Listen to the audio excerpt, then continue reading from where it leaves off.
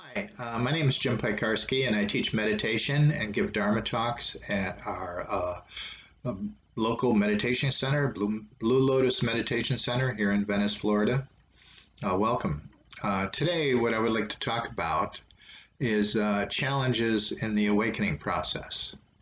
Um, as we awaken, we uncover many of the qualities of our true nature, such as love, wisdom, peace, joy, courage, and this can be wonderfully satisfying, more than anything else in life, actually, because when you're in touch with these qualities, you feel like tremendous joy. Um, so the spiritual path can bring great peace to our lives.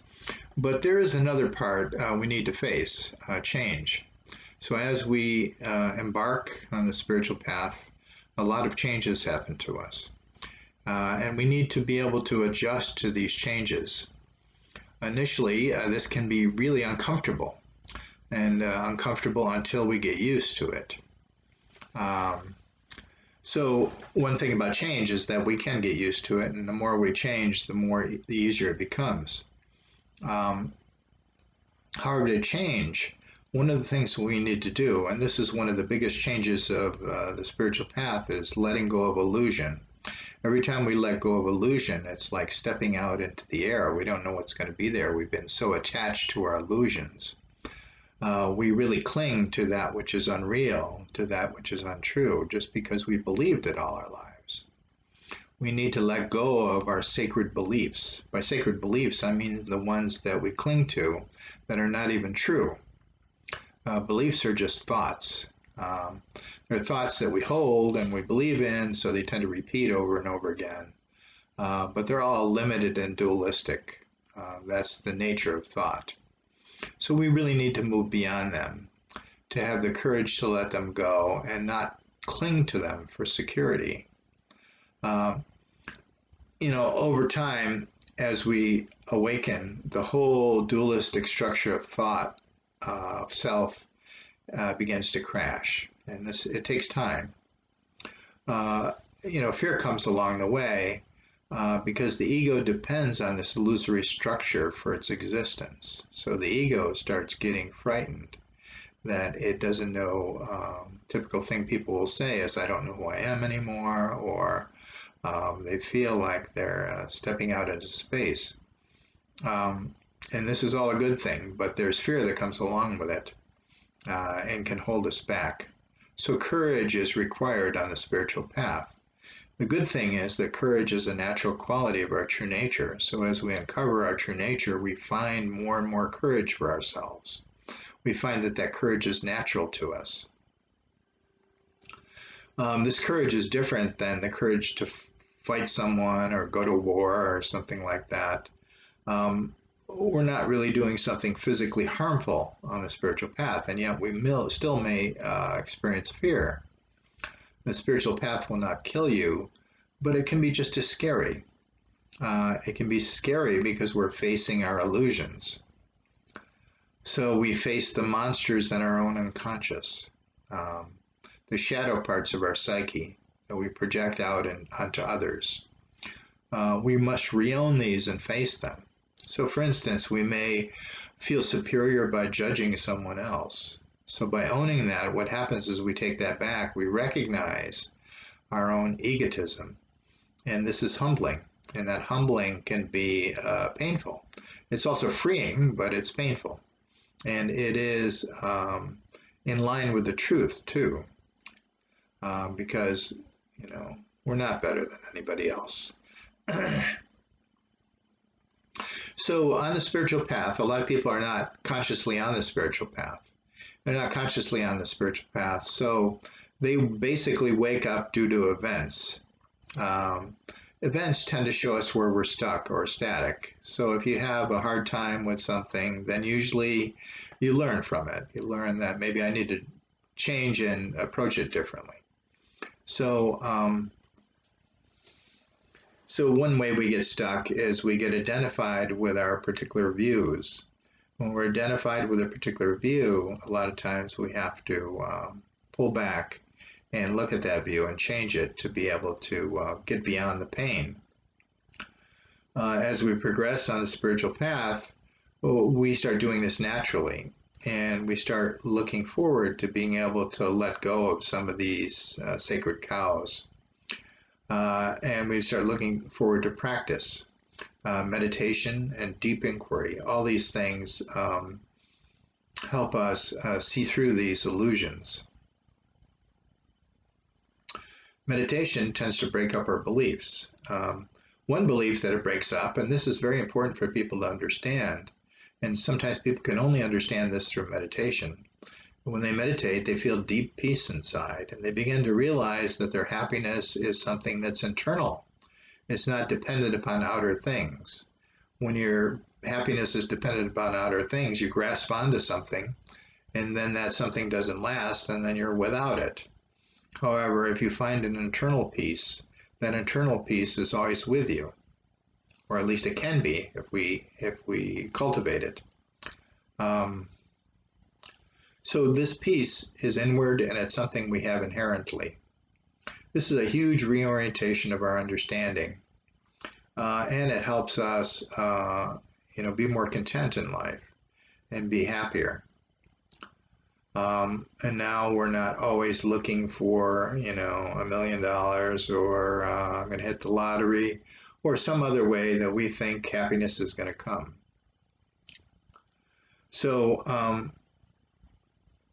we began to question this outward seeking for happiness. We began to realize that nothing's going to do it for us out there. And the other thing is that when we meditate, we start looking more at our own psyche. And most people have no idea that they're creating their own suffering. And if they do understand that, they have no idea how they do it. Meditation helps us look at our own thinking and then change our thinking rather than trying to change something in an outer life. Because when you think changing something in your outer life is going to do it for you, and these things don't last, it kind of leads to addiction. So a drink may make you feel better, but then you have to go back to the well again and again and again. Because everything in life is impermanent, it changes. So we can't depend upon anything out there to last. So one thing we began to realize is that our negative thoughts and our grasping onto these illusions is what causes our suffering, causes negative feelings. So, feelings are interesting because you can have a feeling about an event. You see somebody kid fall off their bicycle and you feel compassion. You may help them up or whatever. That's a reaction to an event and it evokes feelings. However, your feelings are also evoked by your own thoughts. So you can imagine something very peaceful and you feel peaceful. You can imagine something very horrible and you'll feel horrible. Now, the fact is that we have thoughts go through our mind all day long and we're creating all kinds of feelings inside of ourselves. And feelings are bodily reactions. And so that's part of it anyway. And so what we're also doing is creating stress for ourselves. So, and then, we get into this kind of dead end, it's like you ask somebody if it's really true, is it really true you're a loser? Well, I feel that that it's true, so it must be. I feel like a loser, so it must be. So the person believes they're a loser, it creates the feeling of being a loser, and then they use that to justify the truth of their mistaken, distorted thought. So looking at this is very important and really unwinding this. And it can be hard to unwind this because we kind of cling to what we're used to, even if it's pain. If we have a painful way of thinking about ourselves, well, that's us. So we're afraid to let it go. So change is fraught with fear.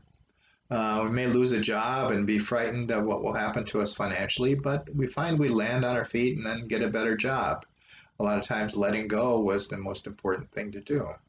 And when we go through these experiences, we begin to realize that these fears were unwarranted, or at least they shouldn't have been as big as they were. So as we wake up, there's less static.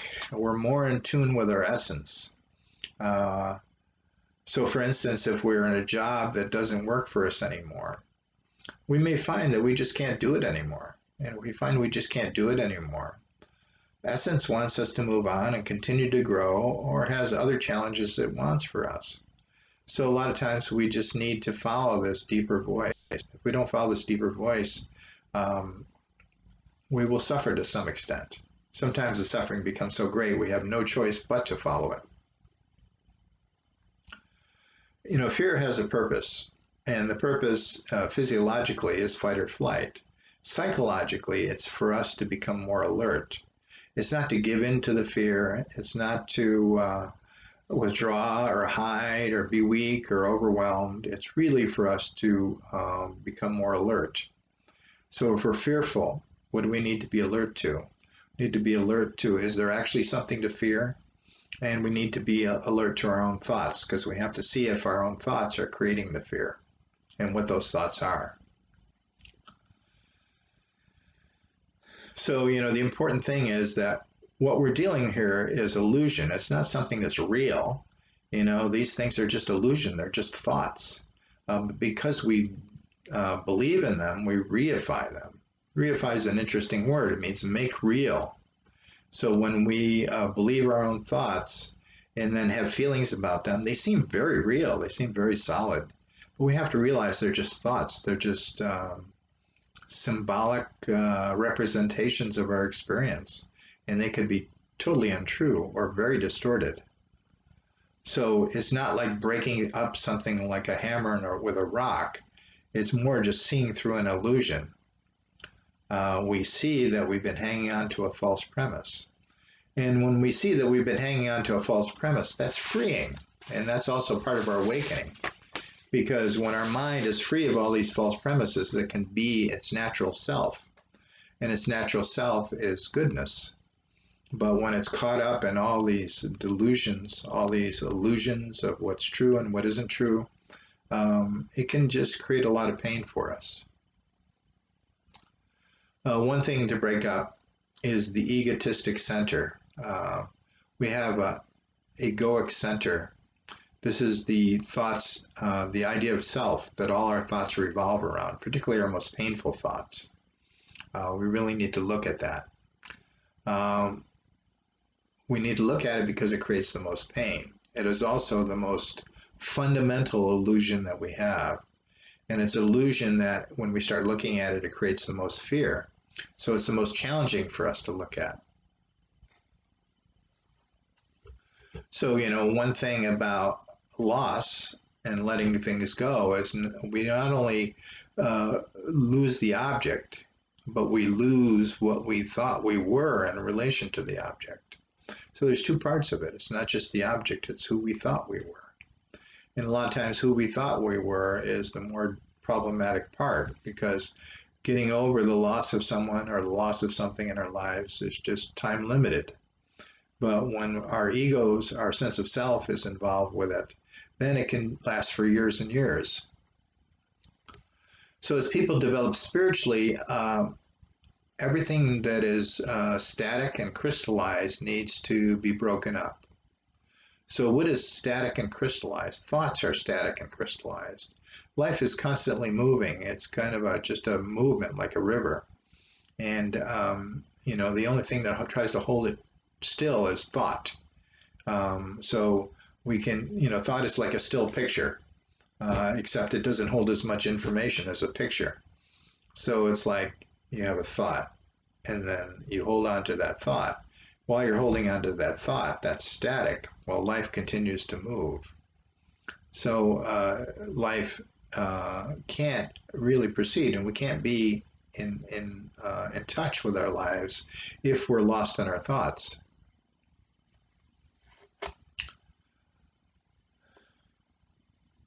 So we really need to be in touch with what is constantly moving.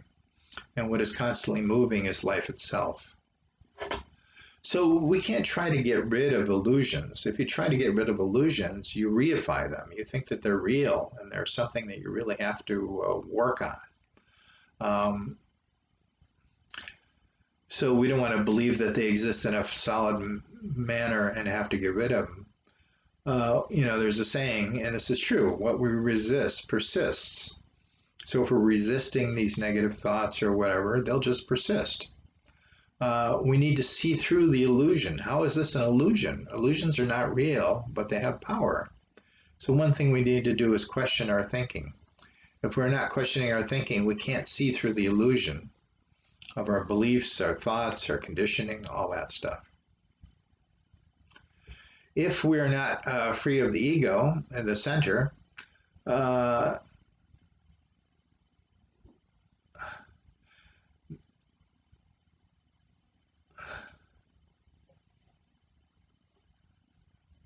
so, the thing is, if we're not free from our ego, we will resist looking at anything too closely because we fear losing our cherished ideas about ourselves.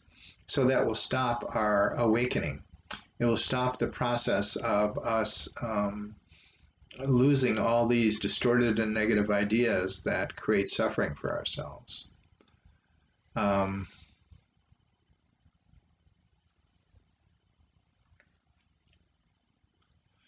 so, one of the things we have to be careful of is as we let go of these things, uh, sometimes our minds think, well, what do I replace it with? So as we awaken, we can start thinking that life is meaningless. Well, life is not meaningless. It's has a meaning in itself, but we're so uh, you know, addicted to looking for meaning in thought that we have a hard time to just find meaning in life itself, in the flow of life itself. We want something to grasp onto. And when we don't have anything to grasp onto, sometimes that can feel like an emptiness, meaninglessness.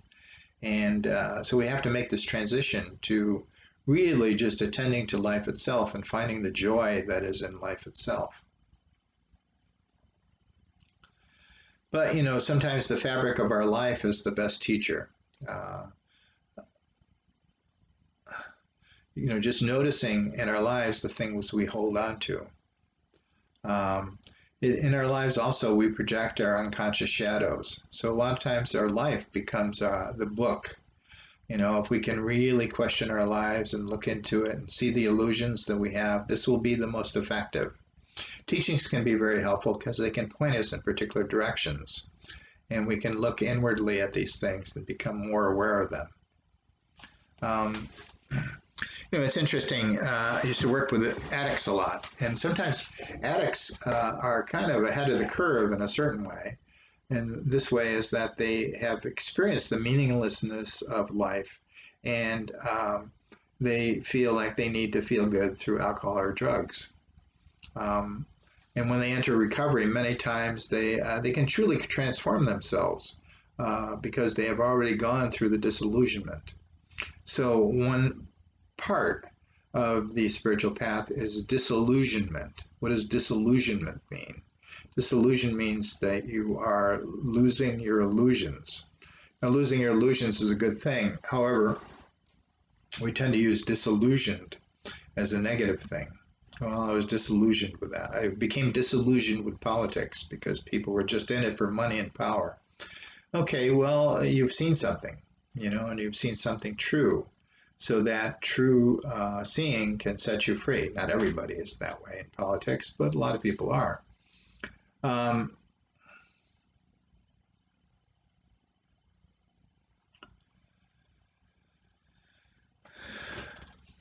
so because the path is fraught with these challenges, we need some things to be able to help us. One thing is the Buddha or teacher. This is somebody that shows that this is possible, this awakening is possible. The Buddha, Jesus, various figures throughout history have shown that awakening is possible. The other thing we need is teachings, called the Dharma in Buddhism. We need the Dharma because we need teachings to point us in the right direction so we can examine our lives and have a tool to be able to do that. And the Dharma is just a tool. It's a tool to be able to do this effectively. That tool is developed by other people who have gone that direction, and they try to sharpen this tool so that it could be used effectively for people who followed in their wake. The other thing we need is the Sangha. The Sangha is the group of people on this path. Now, the reason we need the Sangha is that when we get on the spiritual path and start awakening, we really go away from the normative view. This is an unusual thing for people to do, to really explore themselves and go deeply. Everybody else thinks in a different way. Everybody else is conforming to illusion. And because we're establishing ourselves in a view that's absolutely free, this is something people can't even conceive. They don't even believe it's possible. So we need support to help us, feel like we're not the only ones doing this, or, that other people understand what we're doing. Because, one of the things, it's nice to be able to connect on this level, to be able to share the path with other people, because we learn from each other. And not only do we learn to each other, but, we see that other people are doing this, and that the other people that are doing this are truly kind and wise. So it must be a good path. And this helps us develop confidence that we can go forward. Other people have done it, and we're doing it. And, that's the confidence we need. The purpose of the path is to upend our mistaken views. Other people can do this for us. When we are lost in a wrong view or we're blind, a lot of times it's more helpful if other people point this out to us. Because when life points it out to us, it can really slam us. If you have somebody in your life that is, even the teachings, or a teacher or other people in your group that can help you see through these things, then it can be done in a very gentle way, and you can let go of your illusions in a gentle way. However, if life has to slam you, you don't know how gentle that's going to be. So others can do this with compassion and gentleness if we're open. So there are many challenges along the spiritual path, and it's really important to benefit from the teachings from other people on the path, and particularly other people who are farther along the path, because they may be able to see things that you can't see yet. And hopefully we can all do this together. So thank you for joining me today, and welcome to the path. And let's journey together.